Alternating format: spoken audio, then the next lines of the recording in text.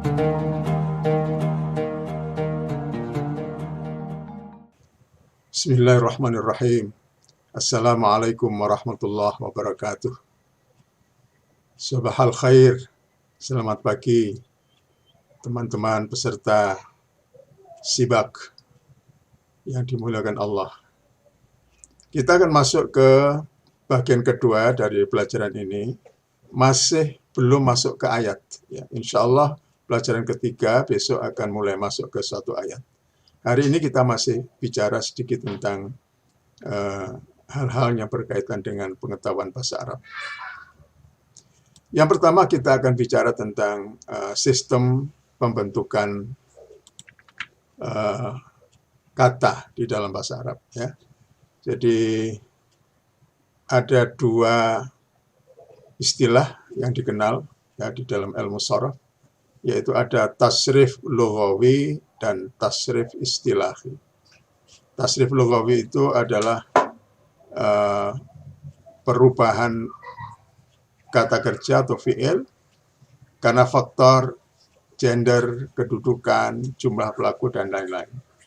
Perubahan ini tidak sampai mengubah kelas kata, yaitu tetap merupakan fi'il atau verba. Nah, ini kita kenal dengan istilah konjugasi. Sebagai contoh di sini ya, ditampilkan kata dhahaba, ya, ini adalah fi'il madhi untuk orang ketiga laki-laki.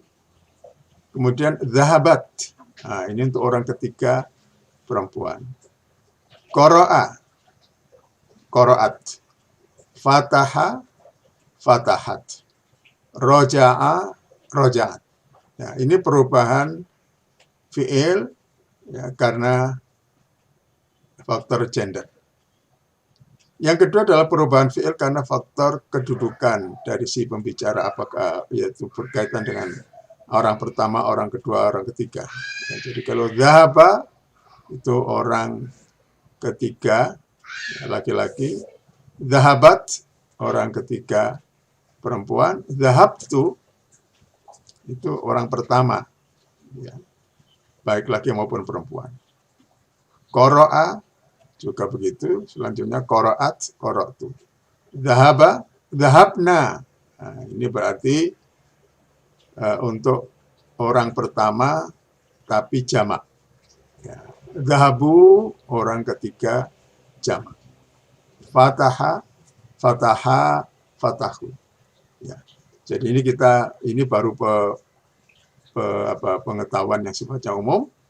Nanti pelan-pelan kita akan pelajari ini dalam pelajaran-pelajaran berikutnya. Kemudian yang kedua adalah tasrif istilahi atau yang dikenal dengan istilah derivasi. Ya. Ini adalah pengubahan kelas kata dari satu bentuk kepada bentuk yang lain, yang melahirkan berbagai makna. Ya. Jadi dari kata kerja menjadi kata benda, dari kata sifat menjadi kata benda, dan seterusnya. Di sini ada beberapa contoh. Pada kolom pertama ini kita lihat kataba, menulis, yaktubu, ini kataba berarti fi'il madhi, yaktubu fi'il mudhari'. Ya. Ini sudah mengubah makna, karena kalau fi'il madhi berarti sudah dilakukan, kalau fi'il mudhari' berarti sedang atau akan dilakukan. Kemudian dari situ lahir kata kitabah. Nah, ini nominanya. Kataba menulis, yaktubu menulis, kitabatan tulisan. Katibun adalah penulisnya. Maktabun tempat menulis, yaitu meja. Ya. Alima mengetahui, ya'lamu, ya, fi'il madhi, ya'lamu mudhari', ilmun, ilmu, alimun orang yang berilmu, mu'allimun orang yang mengajarkan ilmu atau guru. Ya. Begitu seterusnya. Ya. Dakhala, yadkhulu, dukhulun, ya. Dakhilun, dakhilun berarti orang yang masuk atau berarti bagian dalam dari sesuatu. Madkhalun, madkhalun tempat masuk atau pintu masuk.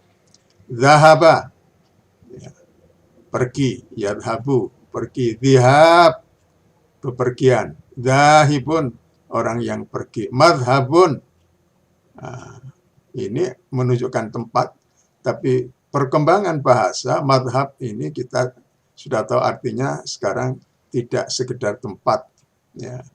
Tapi madhab adalah aliran.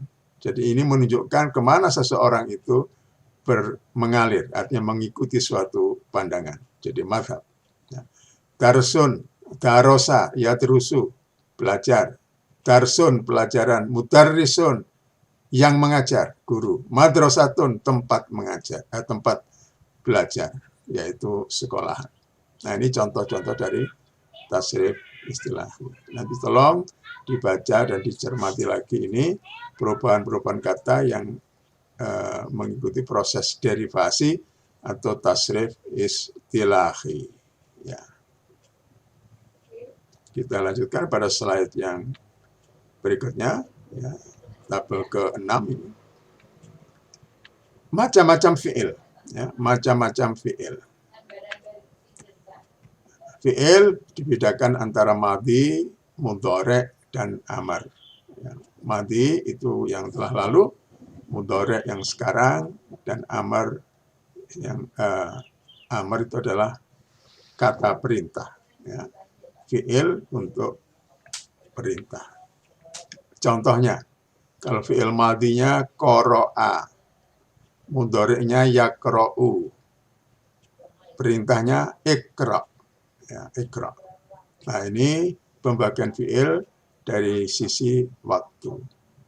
Kemudian yang kedua, masuk macam-macam fi'il. Ini ada madhi, mudhari, amar, tapi dilihat dari mudzakkar muannasnya. Ya. Maskulin dan feminin. Jadi kalau kata kharaja, berarti itu fi'il madhi untuk laki-laki. Mudhari'nya menjadi yakhruju. Amarnya ukhruj. Perhatikan polanya ini ya. Kharaja yakhruju. Berarti tanda fi'il mudhari' itu salah satunya yang paling penting adalah penambahan huruf ya. Satu huruf di belakangnya. Ya. Ya, huruf ya. Sedangkan fi'il amar, ini pola yang kita lihat di sini adalah penambahan dengan huruf alif di depannya. Ya, jadi kharaja, yakhruju, ukhruj. Sementara yang mu'annas, madhinya kharajat, jadi kharaja menjadi kharajat, mudhari'nya dari yakhruju menjadi takhruju. Jadi kalau mudzakkar, fi'il mudhari' itu dimulai dengan ya, sementara kalau mu'annas, fi'il mudhari' dimulai dengan ta. Ya. Perintahnya, mudzakkar ukhruj, mu'annasnya menjadi ukhruji. Ada tambahan ya di belakangnya. Ya. Jadi di dalam Quran misalnya kita temukan idhab ila fir'auna. Pergilah kamu ke Fir'aun. Ya. Idhab. Ya. Tapi kalau yang diperintah untuk mu'annas menjadi idhabi. Ya. Idhabi. Nah, seperti ukhruj menjadi ukhruji. Idhab menjadi idhabi. Ya. Oke. Waktu kita singkat, jadi saya akan teruskan pada slide berikutnya. Ini macam-macam isim. Ya, tadi macam-macam fi'il, ini macam-macam isim. Jadi isim itu bisa dibedakan dari segi jenisnya, dari segi bilangannya, dari segi ta'rifnya. Kita mulai dari jenis. Jenis mudzakkar muannas, ya, jenis laki-laki dan perempuan. Kita lihat yang laki-laki. Ini Ali, perempuannya Fatimah. Ya, ini nama, ya, nama. Umumnya sudah diketahui ini nama orang laki-laki atau nama perempuan. Ini masalah budaya. Ya. Nama orang laki-laki di Indonesia bisa saja di negeri Arab menjadi nama perempuan. Ya, jadi ini sekali lagi masalah budaya. Ya. Kemudian rojulun, mar'atun. Rojulun seorang laki-laki, mar'atun seorang perempuan. Ya. Mukminun laki-laki, mukminatun perempuan. Maktabun. Nah, ini bukan laki-laki, tapi ini mudzakkar. Ya. Jadi kata maktabun itu disebut mudzakkar. Artinya meja, katakanlah di sini. Salah satu maknanya yang terkenal, maktab itu meja. Terus ada maktabatun. Bukan berarti maktabun ini meja laki-laki, maktabatun meja perempuan. Seperti mukmin ini orang beriman laki-laki, mukminatun beriman perempuan. Tapi maktab dan maktabah beda. Ya, maktab itu meja, nah, terus sekarang dipakai untuk kata kantor. Maktabatun itu artinya perpustakaan atau toko buku. Ya. Jadi tidak selalu menunjukkan jenis kelamin. Ya. Tapi ini adalah jenis kata. Apakah dia mudzakkar atau muannas. Memang salah satu tanda dari muannas itu kalau ada tak marbutohnya, tapi tidak selalu. Ya. Syajarun, syajaratun. Nah, ini juga tidak menunjukkan syajar itu pohon laki-laki, syajar itu pohon perempuan. Syajar itu nama jenis, ya, syajar, pohon apa saja.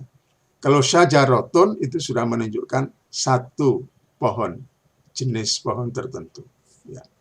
Dikun, ini adalah ayam jago. Kalau ayam betinanya bukan dikatun, tapi dajajatun. Nah, ini di sini kita harus cermat, ya. Kemudian bilangan. Bilangan itu dari mufrad, musanna, jamak. Ya. Mufrad tunggal, musanna itu dual, dua orang, jamak itu menunjukkan 3 ke atas.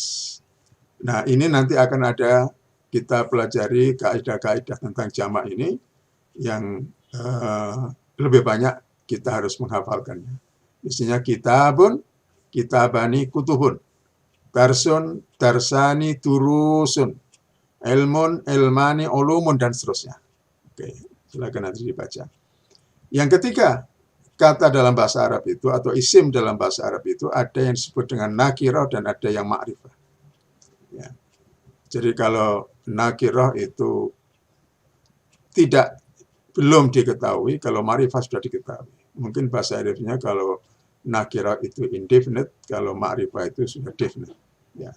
Kitabun, al-kitabu. Tandanya kalau masih nakirah, itu dengan tanwin. Kitabun, kitaban, kitabin. Itu berarti nakirah. Ya, atau indefinite.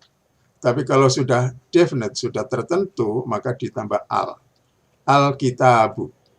Kalau sudah ditambah al, tidak boleh ada tanwin di sini.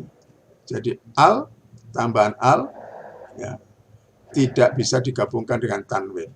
Ya. Darsun, ad-darsu. Ilmun, al-ilmu. Begitu seterusnya. Ya. Mudah-mudahan ini jelas. Kita lanjutkan.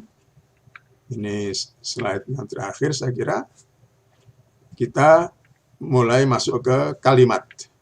Yang dalam bahasa Arabnya adalah jumlah. Ya.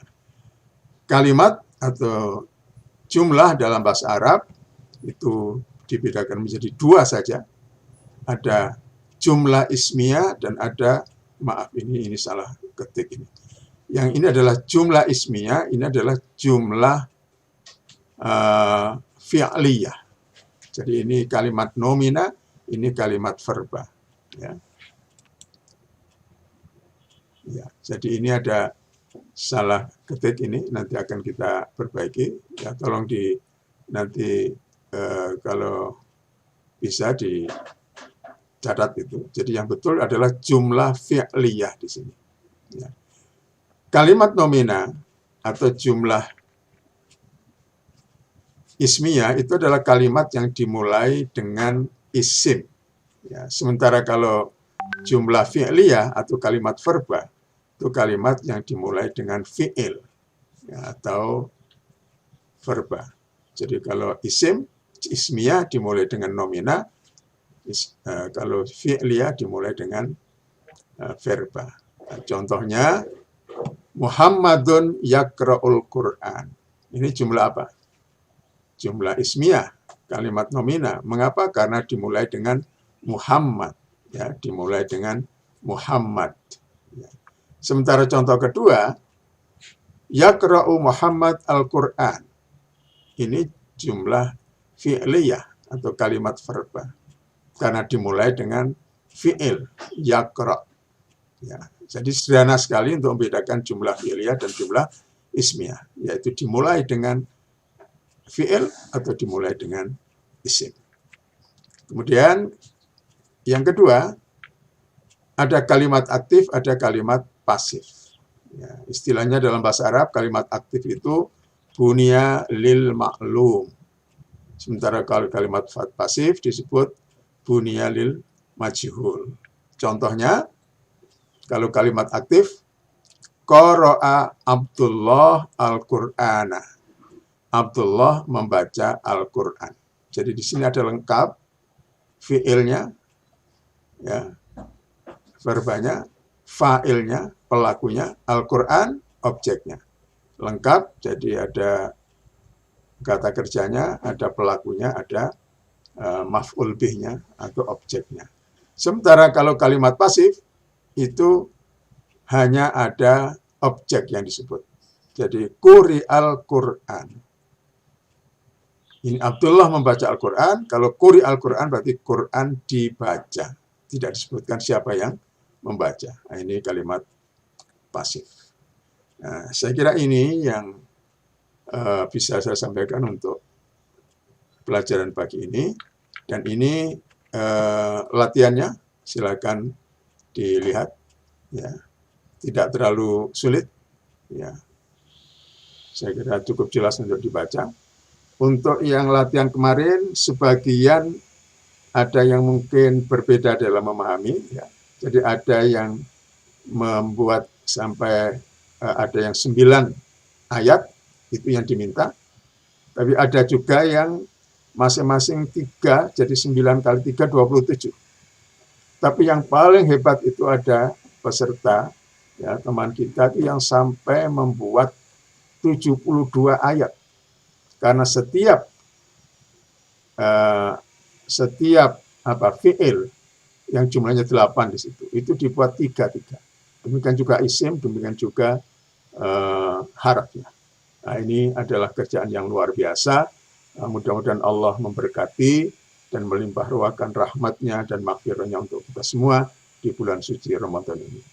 Wallahul hadi ila sawa'is sabil. Wassalamualaikum warahmatullahi wabarakatuh.